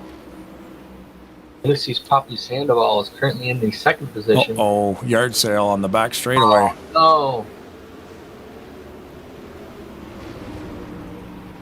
no. Yellow is out. Hadn't got to the 5 to go, but hadn't got to 10 to go where they had to race back. Mm-hmm. So this is going to make it a little interesting. Good plan for Noah Hart staying out. That's going to give him the lead. He's probably going to guarantee to come down and take 4 tires and fuel.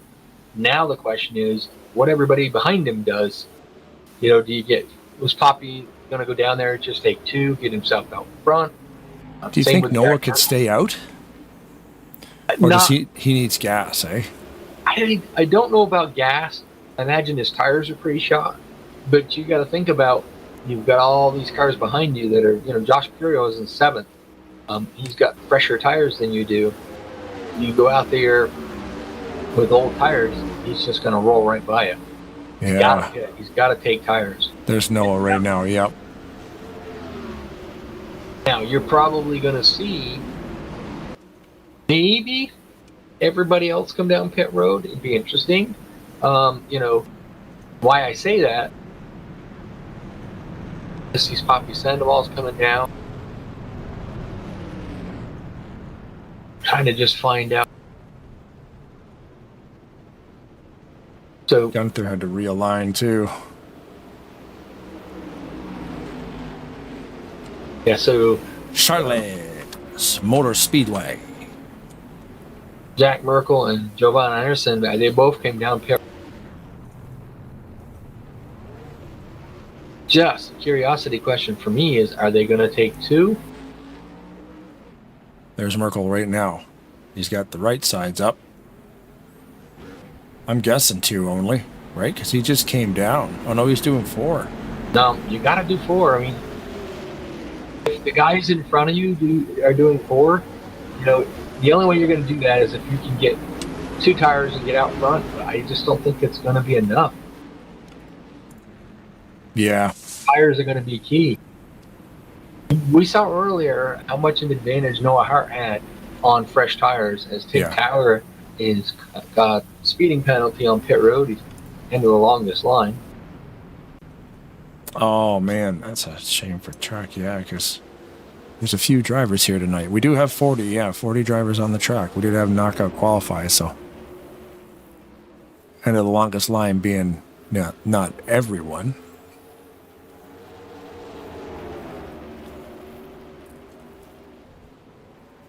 Or no, lap cars, end of the longest line, of course, But then as people pit, you're fine. Neves in the 16 has stayed out. Not sure. Oh, wait a minute. He might be, a lap down. Waverings. Oh, okay, yeah.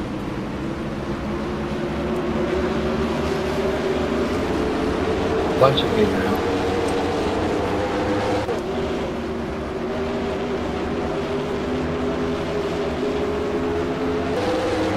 and I do mean a bunch.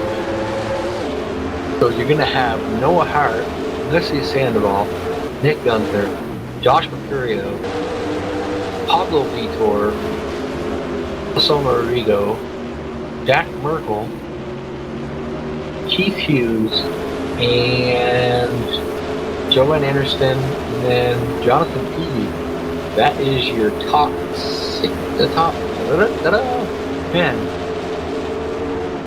We've seen what they've all. The only guy we really haven't seen running up here all night like that has been Pablo Vitor. He's turning up the wick when it's time. So. And Vitor last week's winner, right, in 3rd place overall. So has not led a lap yet tonight. There he is, right there at the 5th. Like I said, peaking at the right time. He's out there with equal tires with all these guys. Yep. We gotta have top 10 restart, top 5 restart. 7 laps to go. 4 fresh tires, topped it off with fuel. You're gonna see probably the fastest lap of the night will probably change. Still Alexander Brown with a 28.9. But now it's go time. Mm-hmm. They don't need to save nothing. Yep. Never going to use these tires again. You might as well use them up. Yep, and we're within 10, so that's a race back situation. And within 5, no flags.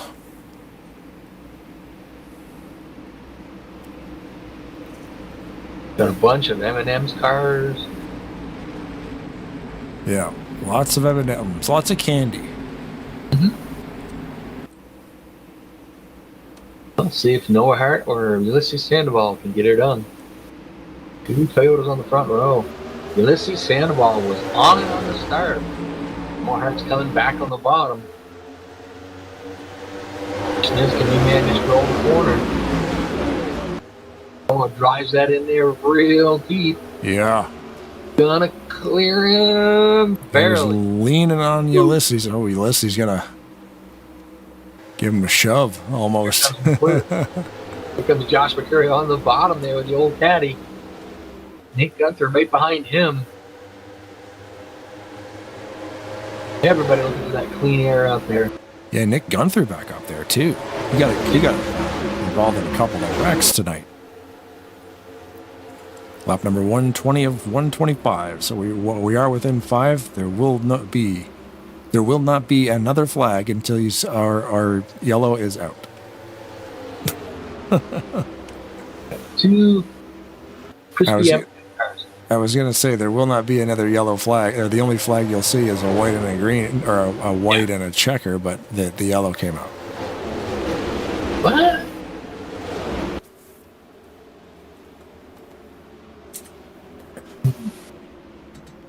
I probably hadn't quite got to the flat to go, I guess.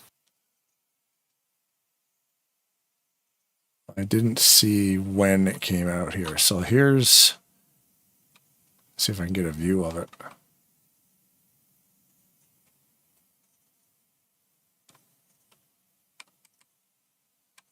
Now, if you're a driver that didn't pan out, you couldn't really get up through there. So there's the beginning of the last 5 laps. So something must already be happening. Oh, yeah, okay. See, the accident's already happening. So that's why. The yellow didn't come out because it takes them a second to actually push the button. But yeah, there's an accident back here involving Udo Neves up in the wall, getting stuck in that wall ride. That the slowdown penalty it will give you when you're stuck to the wall. And then they get to the line, and then they pull out the yellow. So, yeah, that incident happened before.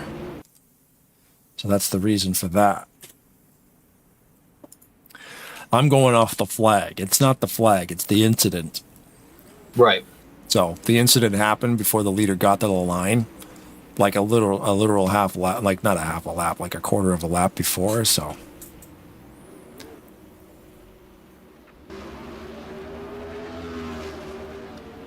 But that's in place, so we will get a green white checkered. So now, when you think anybody, you're probably going to get some drivers that are in the back that'll come in, take 4 tires, and just Hail Mary it. Mm-hmm. You're not going to probably see the top 12 drivers do that. Yeah, they will. They've got a few laps on their tires, but they're all, the same amount of laps. Yeah, like you said, we got some takers, but nobody in that top chunk. Yep. You can see on the screen there, next week we will be at Michigan. That'll be a good one. Yep. And the week after that, Pocono. The week after that, Sonoma. Well, last year was an awesome race. It was, yeah. And then Chicagoland to end with June with Chicagoland and start July at Daytona. They must be running Chicagoland because there's not a good road course track out there made yet. You know what I mean? Sometimes they'll get a track made and rushed, and it's not that good. Or where? Chicago? Yeah, Chicago. They've been running on the road course, street course.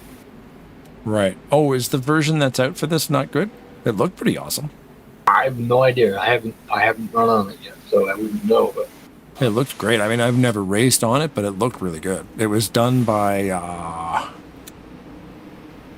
ATD or something. I can't remember the name of the group that put it together, but ATD, Atomic Track Design. It had something like that. I can't remember the name of that's not what it is. But it's not their first track, so it looked pretty cool. But yeah, however it races, I do not know. Pace cars on pit road. Noah Hart out front. Josh Mercurio in the second. Yes, he's Poppy Sandoval. 2 green cars there. Oh, there's goes Gunther. And that will destroy every single car on planet Earth except for the top 7. Rest in peace, everyone. Josh Mercurio got a good jump on that on the high side. Yeah. There's a good batch of cars right here racing in the last couple laps here to see if we can get, hopefully the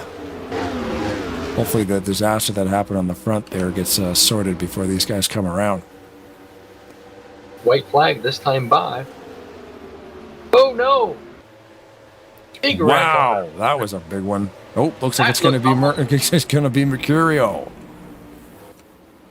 That looked like a internet glitch. Yeah.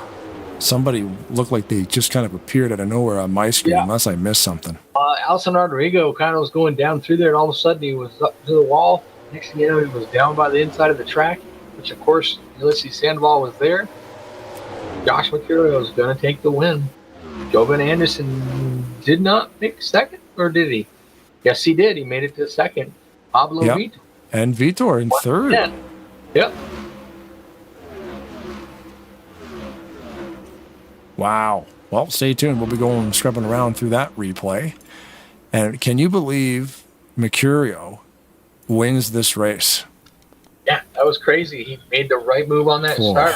The start that he had, like the start of the race that he had, compared to finishing in you never would have thought he would have finished in first, compared to the first quarter of this race where he had a lot of issues getting rolling through those wrecks. Put the checkered flag in the window of in the window. I gotta get in the cockpit for that. There, now it makes sense. It's burning him down on the front stretch. So they don't call this Lowe's anymore, obviously, because Lowe's doesn't sponsor it. Yep. Yeah, Lowe's stopped sponsorship, so it went back to Charlotte. It had tracks on that, ORP, which is Indianapolis Raceway Park. Made track.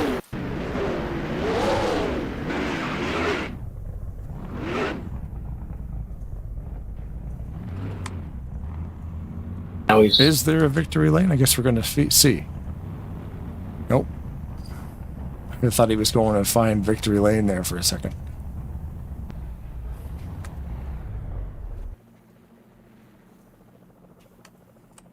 He's not done burning down yet.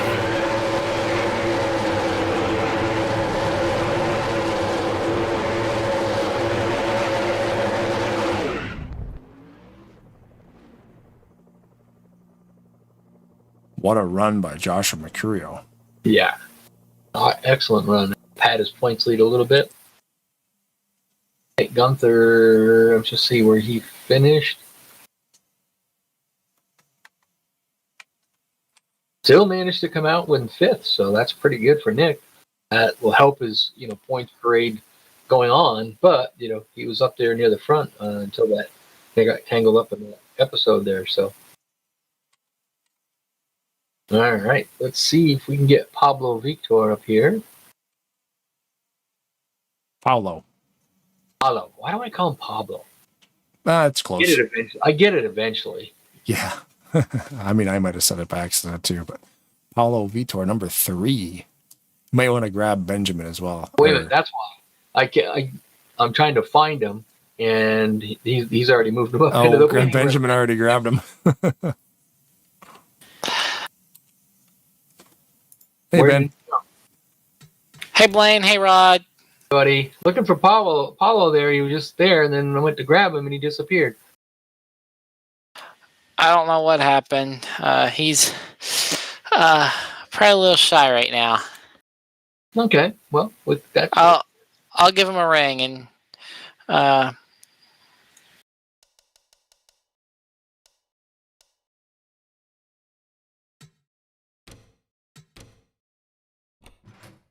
Oh, well, that's a pretty good finish for tonight. Thank you.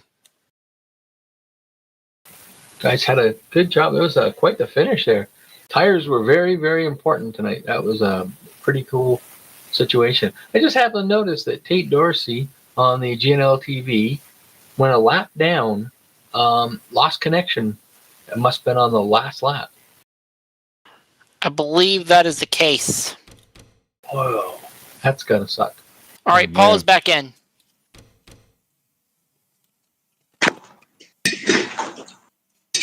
There you go. You can take it away, Ben.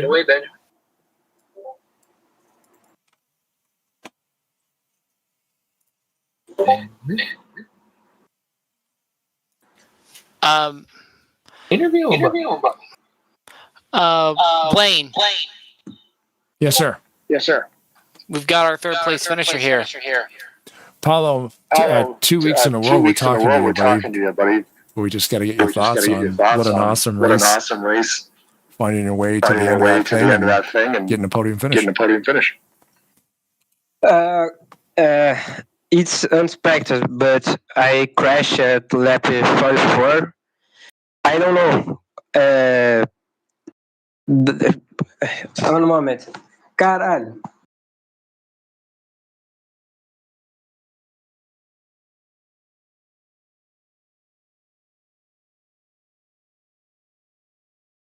I don't know. I finished third because I have engine problem for 7% of the race. Oh, really? Engine problems? Yeah, I crashed with 0.6 at lap 44 and have engine damage. I lost a lot of positions every restart, but for some reason, I survived at a point of no return. Wow, that's amazing, man. Stay with it and got it done. Yeah, good points for the championship. Maybe I lost position for Mercurio, but past Nick Gunter, maybe, I don't know. Good race. Are you going to be in here next week when we head to Michigan? I expected. Michigan is good track for me. I P5 last year. After a restart in P15, but in the last 5 laps, I passed 10 cars. I really like Michigan. Perfect, man. We'll be looking forward to it. Thank you. Good night. Thanks, Paulo. Have a good night. Congratulations. Thank you.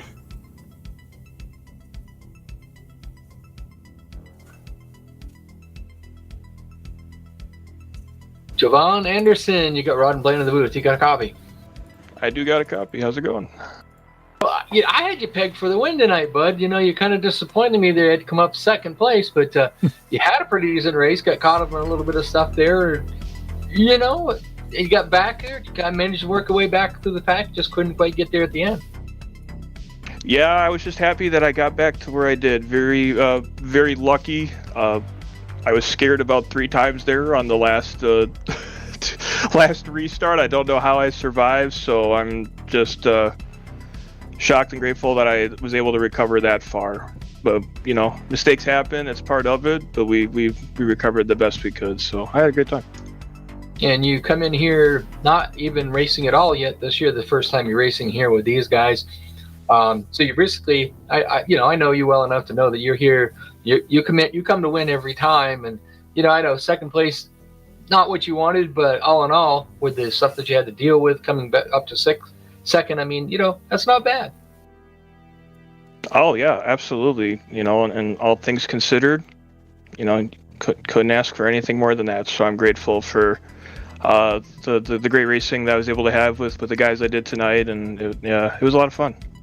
You plan on running any more over here at all the rest of the season?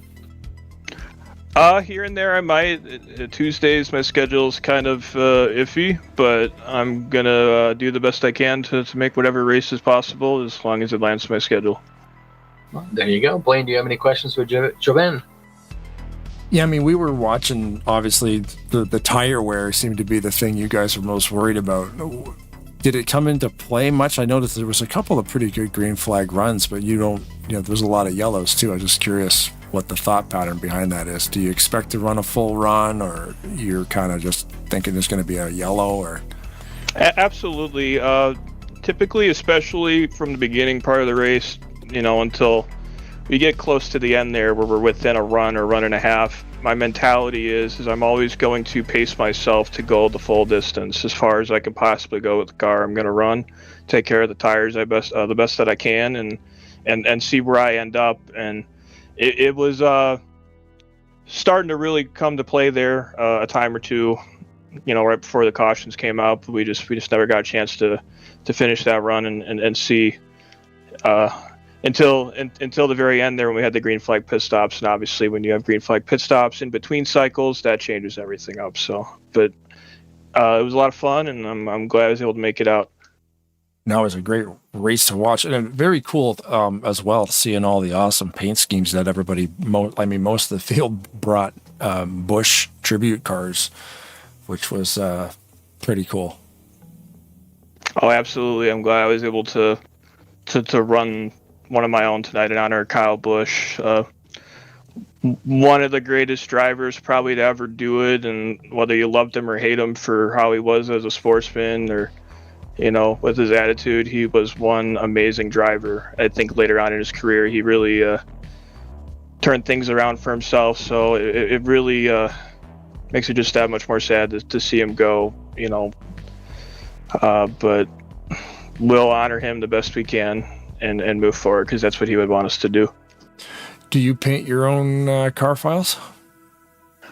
I do not. I have a couple different people, depending on where I race, that I usually ask to paint for me. Tonight's scheme was painted by RJ Bishop, so I appreciate him for that. Perfect. All right. Well, congratulations on finishing second tonight. We'll give you the opportunity to thank anybody and everybody you would like to. The floor is yours. I just want to say thank you to you guys for doing the broadcast. Looking forward to watching it back. Thank you to Benjamin Snyder, Keith Hughes, Jack Merkel, and whoever else is an admin here at Bomb Squad. Sorry. Hi, Maverick. I'm still out of breath from that.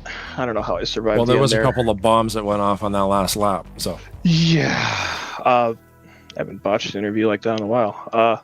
No, just thank you to everybody here for putting on the show. Thank you to you guys for doing the broadcast, and shout out to all my boys back home at Bomb Squad, which is what I was getting to, and Brian and Kathy Bullis from Bullis Trucking, which is my sponsor at some of my other leagues, and just thank you to everybody for being a part of this, and hopefully everybody out there also enjoyed the show as well. It's always a privilege to be able to be a part of this. So thank you, everyone, and looking forward to the future.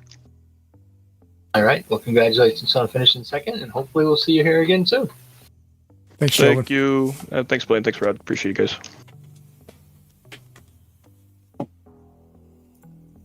Hey, Josh McCrory, you got Rod and Blaine in the booth. You got a copy? I can hear you guys. You can hear us. That's all right. That works good then.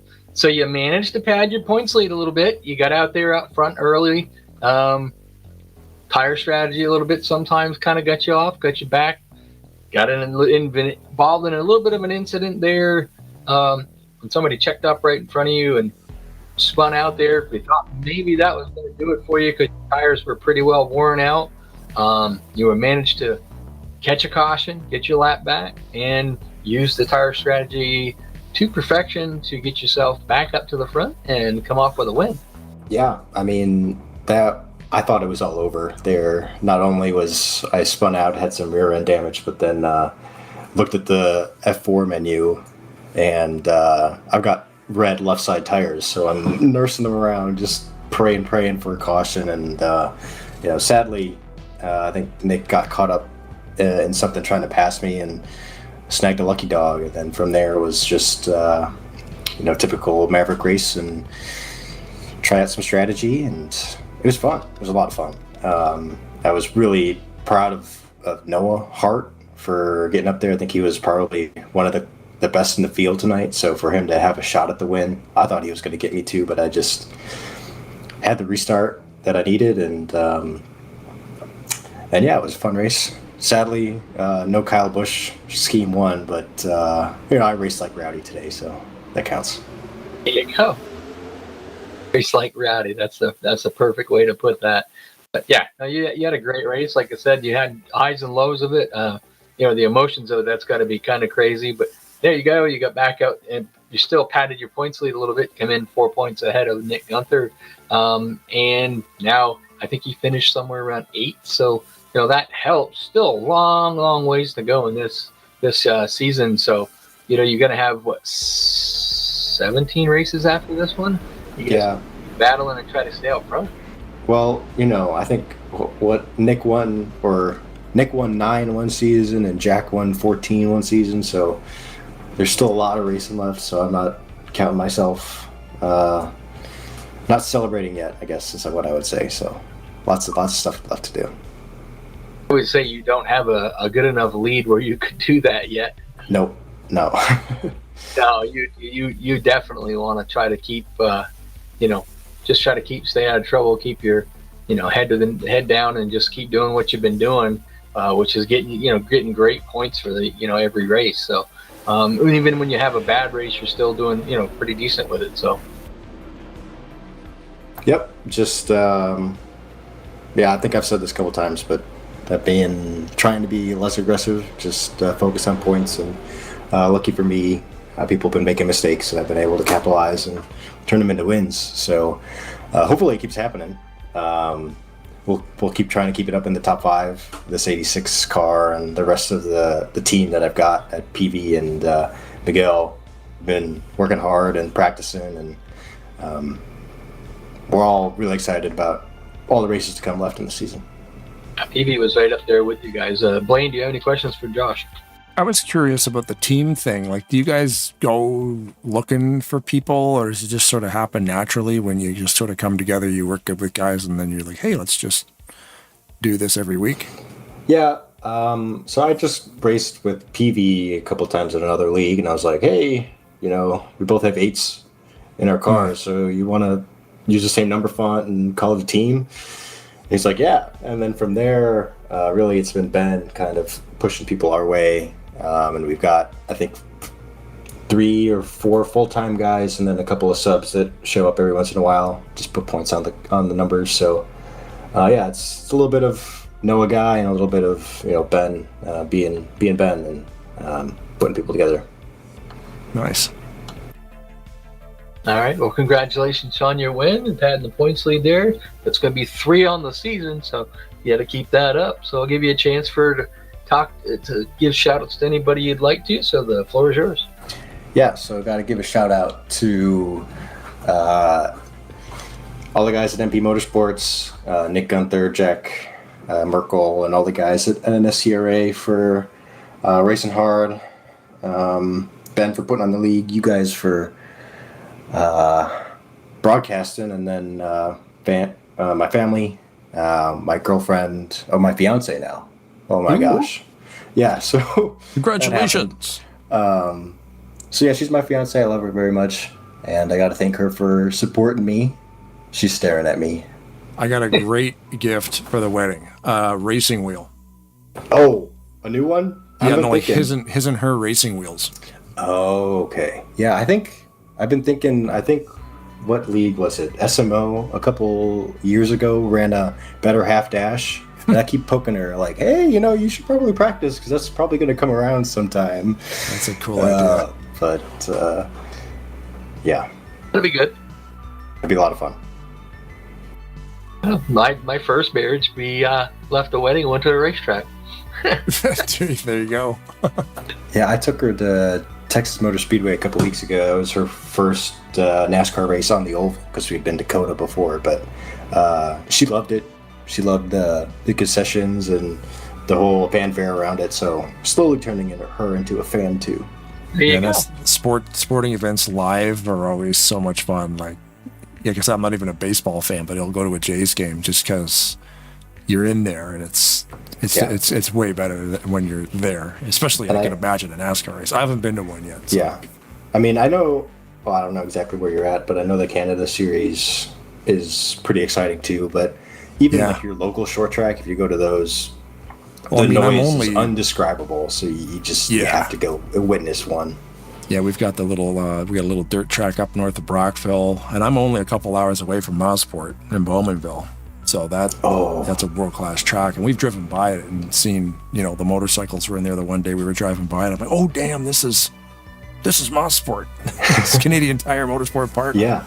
Yeah. And I'm like, wait a second, U-turn, go back, and you can kind of see it from the highway. You kind of pull over on the side road and sort of get a look in there. But I mean, obviously, you got to pay to get in to get the real deal. But yeah, one of these days, the wife and I got to go back because she's a motorcycle fan. Like she has a Honda 600 RR, so she goes fast. Wow. But yeah, that track's something else, and I've never been there, and it's right there. Like I could literally get there in 2 hours. Yeah, that track is definitely underrated. I think it's pretty amazing track. Of course, I've only raced in The Sims, but it's real. I can prove it. All right. Well, congratulations on your win tonight and patting the points lead there, bud. We'll see you next week, and hopefully you can keep it up. Yep. I think it's Pocono. I love Pocono. So Michigan. Michigan first. Oh, never mind. I don't like that as much. Yeah, Michigan and then Pocono and then Sonoma and then Chicagoland. And that's your June up. That's your June update. So I guess we'll see you in 2 weeks of Pocono. Stay tuned on Tarnation TV. There it is. Congrats, bud. Thank you. Thank you, Josh. Have a good night. You too. There he goes. Yeah. Can't believe that he made it all the way back to first. That is a wild ride for him. It's almost worth putting a cockpit cam in fast forward from lap 1 to 125 on that car just to see what he went through to make it, and well earned. If you're going to have problems, it's good to have it, relatively early, where you have time to make it up. Some pretty good strategy on his part. Pitting a little early, got him it helped him a little bit and got him caught up there. And then, of course, just using the strategy the right way. I think he conserved a little bit there at the beginning, and then when it cut down to that last restart, he just let her eat and then got it out front. Yeah, it's great race. Great race to watch. I mean, unfortunately, a lot of accidents in that last lap, but that's the thrill of Maverick, the Maverick Cup Series. They put the flags away in the last 5 laps, and just like, okay, well, let's see what happens. And there you go. That's what happened. And man, what a break too for Paulo Vitor from like 9th to 3rd. Just being in the right place, and he dodged the 2 or 3 consecutive wrecks actually, because the big wreck happened behind them.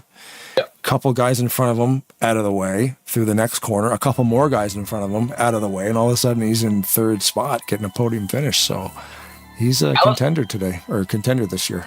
Allison Rodrigo's crash there at the very end, it was just weird. It almost looks like maybe an internet latency issue or whatever, because the car was going down. It just went like to the wall that came across the track into the U-Man, and just a weird kind of incident. But hey, it happens. That's the fun of online racing. Yeah, we love watching it, and that's what we do. So if you like what we do, we'll see you on Thursday as I produce the show, and Seth Cole and Kyle Matthews call the race at the Talladega Challenge. Season 68 carries on. And of course, on Saturday, we're back at the premier Talladega Super Speedway Series over there at the All-Star Racing League, and then you'll see that little graphic in the bottom too. The Sunday the 7th is the Hawk Memorial Race at Michigan with SMO. There'll be a few more races before that one comes up. Obviously, next Tuesday, we'll see you right back here. Maverick will be at Michigan. That should be a lot of fun. So thanks again to Ben and his whole crew at Maverick for having us. Thank you to everybody on the YouTube channel for interacting. We got a couple hundred hits tonight. It's crazy. Everybody interacted on the live chat and everything. You like it and share the videos and subscribing to the thing and thumbs up, thumbs down, whatever you want to do. We thank you profusely. Of course, Mr. Weston, thank you very much. Not a problem. And as always, if the women don't find you handsome, they should at least find you handy. Keep your stick on the ice.